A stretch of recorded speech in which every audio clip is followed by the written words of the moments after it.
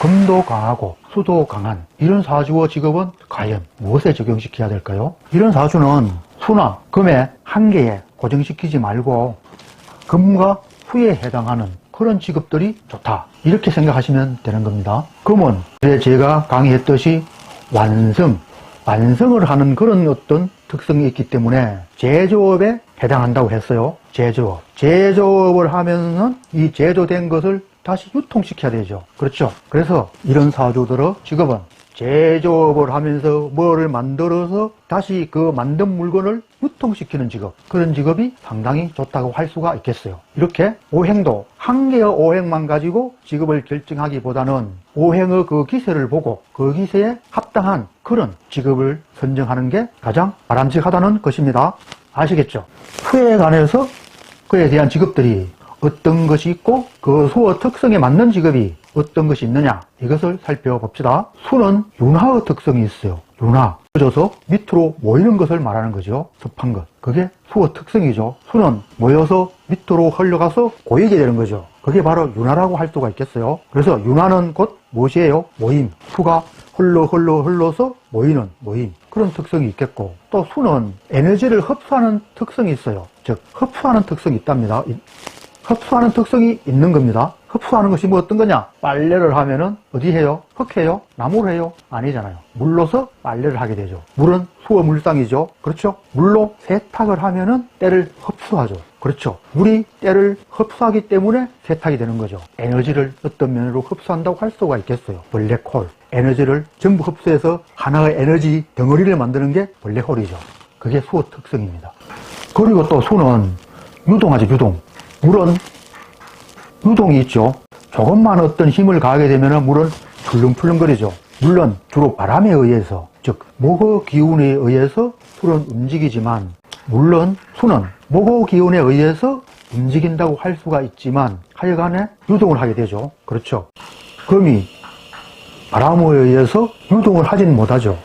본질적으로 유동할 수 있는 그런 성질이 금은 없다는 것입니다. 그래서 물은 유동은 즉 유통이죠. 그러하므로 수는 유통의 직업을 또한 가질 수 있지 않느냐, 이렇게 우리는 논해도 되겠습니다. 그리고 마지막으로 수의 물상은 물이죠. 물에 관련된 직업, 그런 직업도 역시 수의 직업에 해당하는 것은 당연한 것이죠. 그래서 윤화에 대한 어떤 직업은 수산업, 양의장, 독서실, 독서실 다 마찬가지로 모임이죠. 독서실에 독서하는 학생들이 모여야 되죠. 모이는 곳, 운동장에 사람이 모이는 것, 그 자체는 수의 특성이니까 사주의 수가 왕할 때 그런 직업을 선택할 수 있다는 것입니다. 그리고 식품영양학과, 식품영양학과는 어떤 면으로 영양을 함축시키는 거죠. 모든 영양을 만들어서 하나를 만드는 거죠. 그렇죠. 영양을 모이게 하는 것. 그래서 수의 직업에 합당하다고 할 수가 있겠어요. 식당 같은 것에서 음식을 조리하게 되면은 또 많은 재료를 가지고 하나의 음식을 만들게 되는 거죠. 이런 특성은 좀 강건하진 않지만 그래도 금의 특성에 속한다고 할 수가 있겠어요. 그래서 사주와 같이 금이 왕하고 수가 왕했을 경우에는 식당업은 또 물을 많이 사용하고 또 손님도 모여들어야 되고, 그렇죠. 그러니까 금수가 있는 이런 사주에서는 식당업 이런 것도 합당하다고 할 수가 있지 않겠습니까?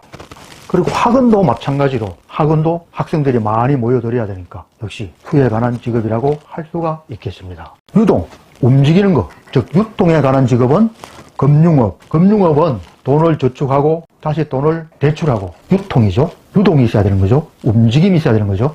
그래서 금융업, 경제도 마찬가지겠죠. 보험, 무역, 기타 유통업, 수도사업, 슈퍼마켓, 서점 다 유동이 있어야 됩니다. 사람이 들어왔다가 사람이 나가고, 돈이 들어왔다 돈이 나가고, 이런 유동이 있는 직업, 그런 직업들이 수에 해당한다고 할 수가 있겠습니다. 그리고 흡수, 무엇을 흡수? 세탁, 물이 흡수하니까 흡수해서 때를 벗기는 것, 세탁업.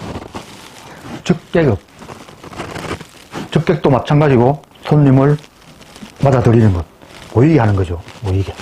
그런 것들. 환경오염 방지업, 환경오염 방지업도 마찬가지죠. 환경오염 방지업. 환경을 깨끗이 해야 되니까 물이 더러운 곳을 흡수해 가서 깨끗하게 하듯이 환경업도 마찬가지로 수에 관한 수어 특성에 적합하다고 할 수가 있기 때문에 역시 수에 관한 직업이 되겠습니다. 그리고 물상으로는 목욕탕, 장의사, 산부인과, 비뇨기과, 택시. 택시는 유동에도 해당하겠죠. 그렇죠. 그리고 수리시설, 해군, 주유소, 청결용품. 청결용품 역시 썰어 모으고 모이게 하고 다시 버리고 그런 거니까 해당할 수 있습니다. 그리고 낚시기구업 이런 것들 역시 수에 관한 직업이라고 할 수가 있겠습니다. 감사합니다.